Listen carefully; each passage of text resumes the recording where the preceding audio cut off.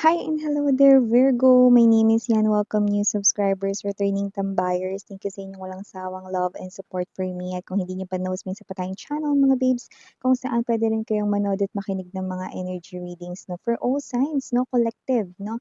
So, yun, no? Ang link niyan ay down below sa ating description box. Guys, no? So, if interesado, i-click nyo lang yan para makarating kayo doon. At yun, wala tayong gender dito, mga babes. Babae, lalaki, LGBT.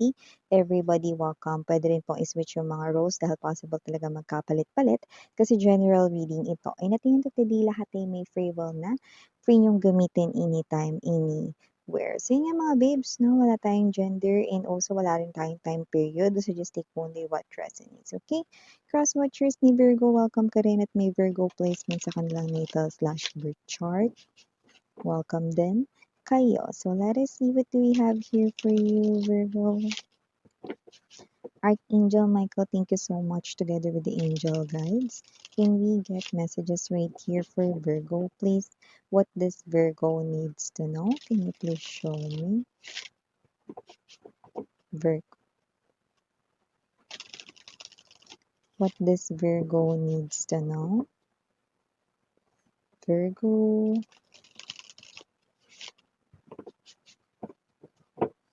Okay, so let us see what do we have here for you guys. So you do have here the energies of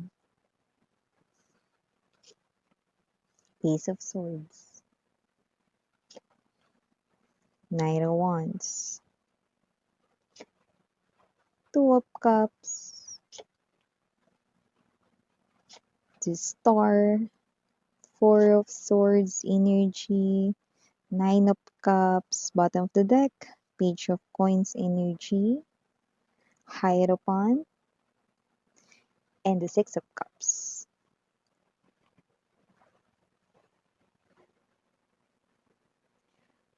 Okay, so mukhang meron ditong energy mga babes, no, na possible na lalo na kung matagal na kayo ng boyfriend, girlfriend mo and you are already nasa right age.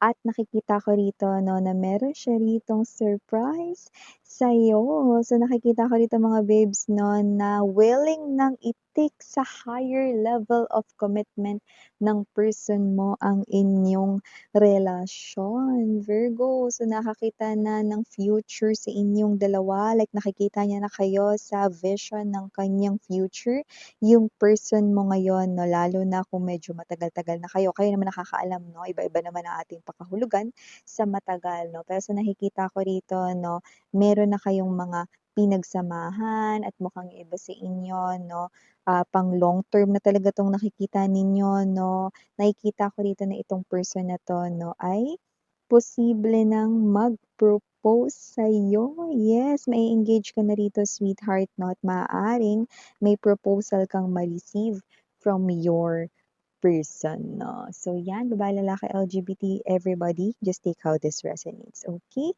So aside from that 'no, good news sa inyo Virgo 'no, nakakita rin tayo with the Ace of Swords energy and the Star card. Possible na wish granted na may kinalaman rito sa inyong trabaho na puwedeng literal na, "See, look at that.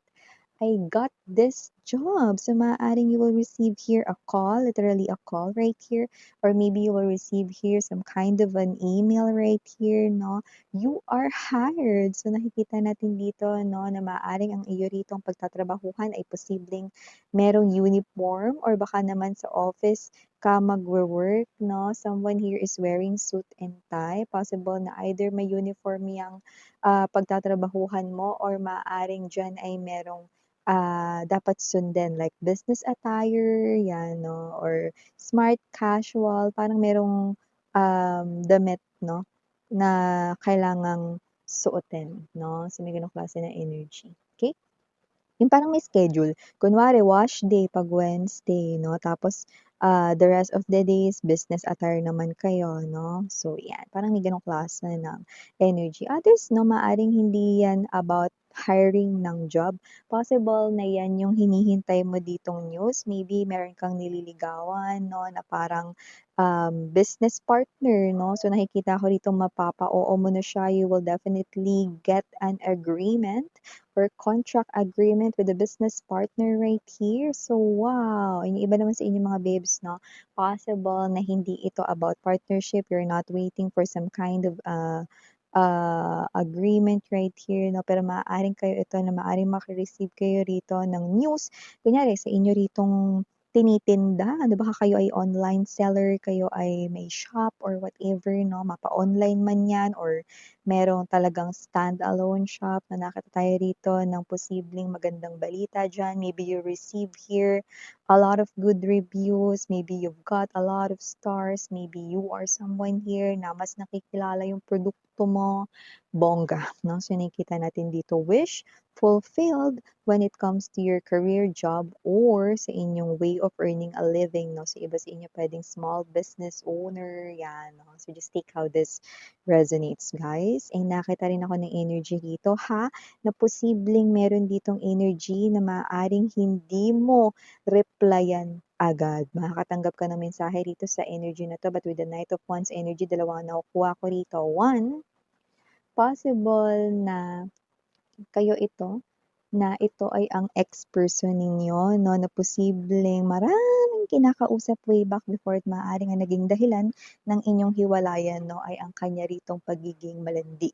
At kung hindi mo naman ito ex, no, isang mensahe na nakukuha ko rito, Virgo, possible na ito ay ang bago mong kakilala pero natunugan mo na, naamoy mo na, no, siya ay isang red flag, no? So, maaaring hindi mo na siya replyan or iniisip mo kung sasabihin mo ba sa kanya na siya ay red flag or whatever. But with the Four of Swords energy, nakita ko rito na makaka-receive ka ng mensahe, whether that's an ex-lover of yours or whether that's a red flag, no, na individual. Parang ikaw to na hindi ko nakikitang nagre-reply sa taong iyan, no? May nakita ko rito pag-pause, pagtigil, pagkahinto rito sa inyong energy. So, I'm seeing you na posibleng hindi mo yan replyan or hindi mo muna re-replyan at iisipin mo ang dapat mong sabihin, no?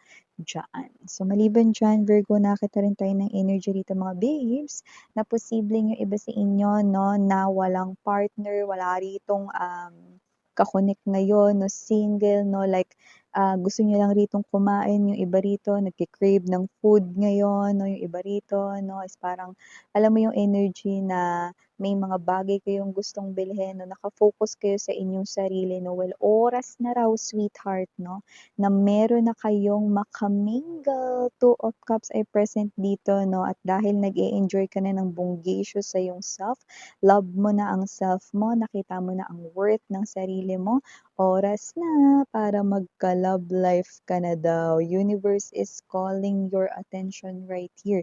Universe will send someone now to you. In short, no, the time is right now. Divine timing is now. So nakikita natin dito, no, that you're gonna meet this person here, no, ASAP, as soon as possible, no, dahil oras na para ikaw ay magkaroon ng karelasyon. Yan, no, miss yan, matino ba yan? Hanginaji, 'no? Siyempre naman mga babes, 'no? Tamang-tamang matino talaga ito because with the Hierophant energy, Page of Coins right here, 'no? Nakita ko rito na matino siya at pinalaki siya ng kanyang parents ng ganyan, 'no? At lalo na rito, parang meron siya ritong mga kapatid rito, 'no?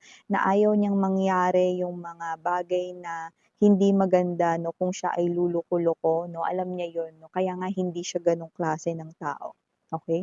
So in short, pa kunwari siya ay lalaki, no, at may mga kapatid siyang babae, no, kung siya ay magloloko dito, alam niya na posibleng ang karma ay bumalik sa mga kapatid niyang babae, so ayaw niya yun.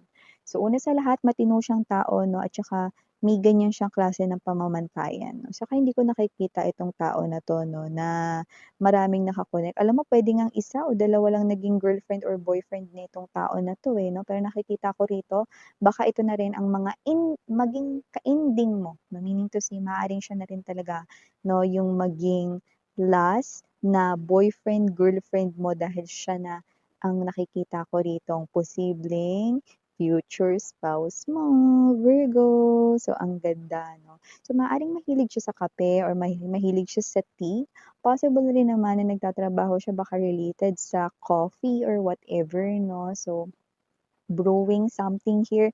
Pero nakakuha rin ako ng energy dito na possible na posibleng nasa media rin siya. Yeah.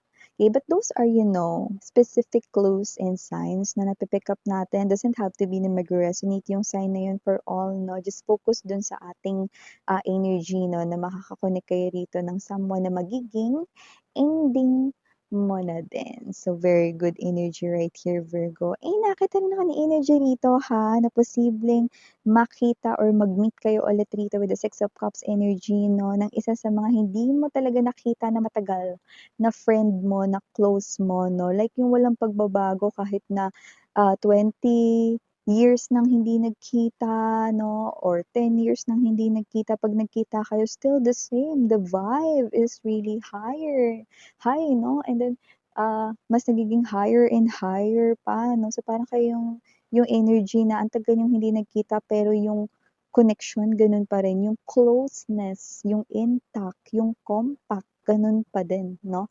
Nakikita ko pa rin na super happy kayo, no? Usapan na kay sarap, kwentuhan, no? All of those things, no? Walang nagbago. This is someone here, nakakita ko ng friendship, no? So you definitely see this person here. Maybe this person here, no?